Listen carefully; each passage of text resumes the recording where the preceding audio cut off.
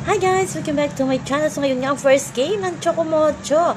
At medyo nadismaya ang mga fans ni Dina Wong kasi hindi siya maglalaro ngayon. Baka may injury itong si Dina at nakaupo lang. Nakapantalon niya si Dina. Hindi siya naka-uniform pang laro. Kaya abang-abang na lang kung kailan ang maglalaro si Dina Wong. Ganon din ata si Ivy Lacsena. Kasi magkalaban ngayon ang bagong team ni Ivy Lacsena at ng kanyang adi na si Dina Wong, kaya abangan din natin yan, magsasagupaan na. So maraming tao, lalo na mga fans ng Chocomocho, hindi din papatalo ang Chocomocho. Next to Creamline talaga, Chocomocho talaga ang maraming fans. At isa na doon, ang pinunta ay si Dina Wong. Pero kahit hindi nakapaglaro ngayon si Dina Wong, ay masaya din sila at nakita nila ang kanilang idolo. Okay na okay naman si Dina Wong. Baka hindi pa ready kasi baka may injury din itong si Dina Wong. So abangan natin, sana manalang Chocomocho laban sa Chameleon. Kaya abang-abang dyan hanggang sa muli.